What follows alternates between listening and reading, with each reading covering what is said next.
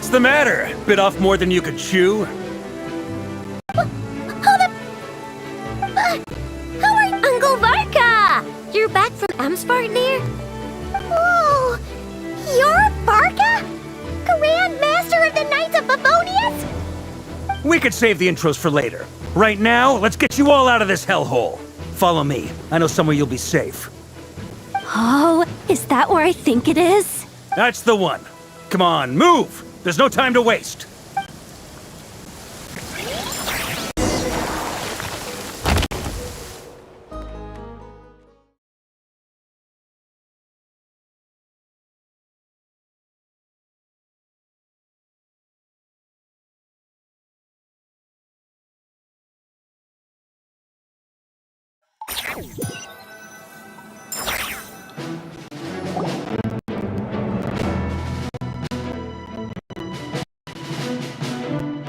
Wow!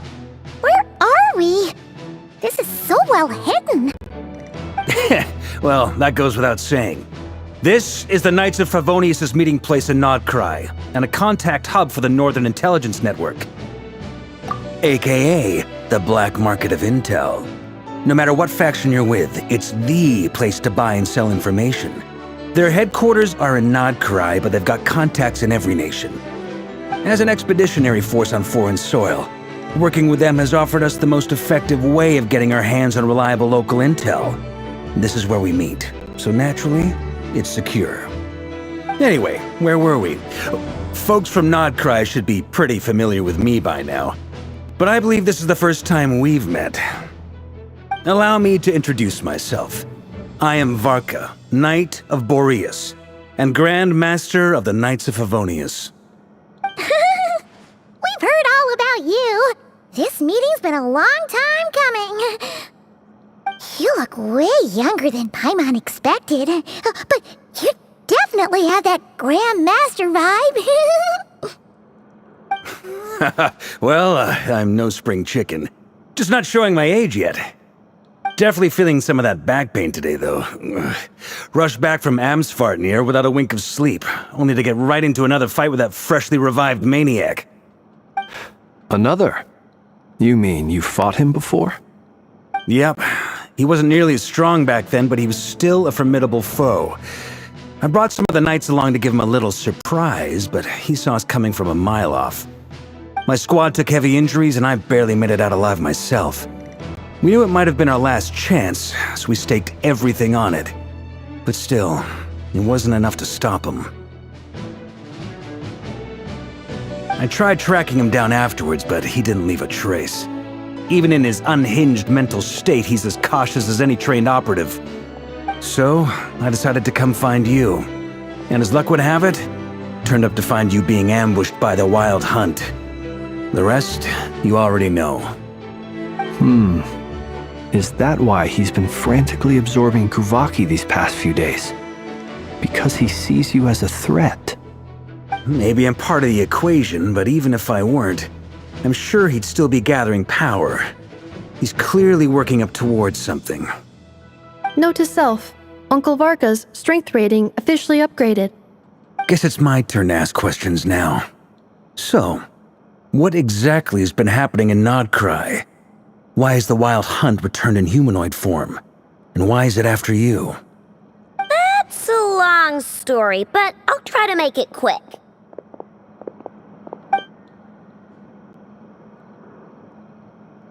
Wow, I had no idea so much had happened.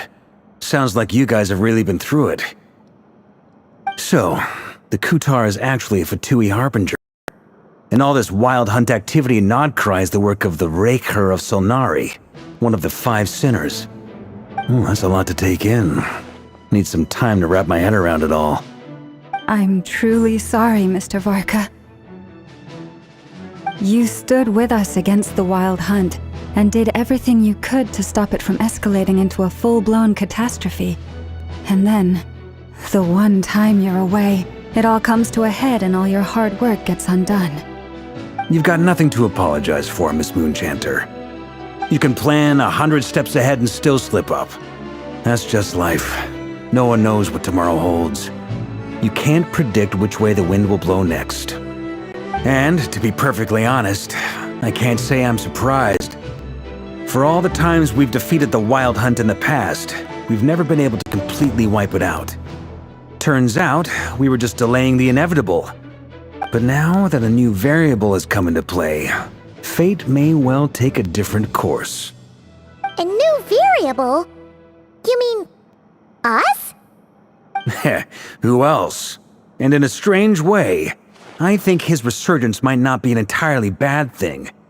The Wild Hunt is like an unrelenting force of nature, but Rerir is an individual with an agenda. He's gotta have a weak spot somewhere. That said, while I was explaining everything just now, some of the points that Mr. Flint's added caught my attention. You mean about our mystery ally? That's right. From what you've said, not only did they lead you straight to some key files, they also shielded Hisi Island from a lethal Kuvaki blast. I don't know who or what could pull something like that off. Heck, even Miss Columbina doesn't have a clue. I hadn't heard the story about those files. Would you mind repeating their titles for me? Wild Hunt Phenomena Log, a Nodcrian Ratnik's Field Journal, and Kuvaki Survey Log. Oh. No, still doesn't ring a bell. Another dead end. Guess all we can do now is hope that our mystery ally keeps showing up when we most need them. Still, it's safest to assume they won't be intervening again. From here on out, we'll have to resolve this crisis by ourselves. Your intel also explains something else I've been wondering about. The reason I led my team to Amsfarnir was because we'd had reports about a possible source of the Wild Hunt showing up there. But once we looked into it, it turned out to be a red herring. I don't know who was behind it, but clearly, it served its purpose. I doubt it's by chance that he happened to make his comeback while my attention was diverted. And from everything you told me, it sounds like his scheming began well before his return. So maybe luring me away was all a part of his plan. But is it even possible that he orchestrated all of this by himself? The Moon Maiden and the Raker of Solnari, Nodcry of all places. The way everything is unfolding, it can't be a coincidence. So, what do we do now? Got any ideas? Right now, we've got at least 3 things to consider. Let's go through them one by one. First, we need to figure out how to take down Rerir. If we can't beat him in a straight-up fight, the rest won't even matter. To my knowledge, the bulk of Nodcry's fighting force is already gathered here. But even with everyone united, we're still no match for Rerir in his current state, let alone with his power still growing. What if there was a way to tap into a new power of our own? How so? Have you thought of something, Columbina? 3 moons once watched over this world.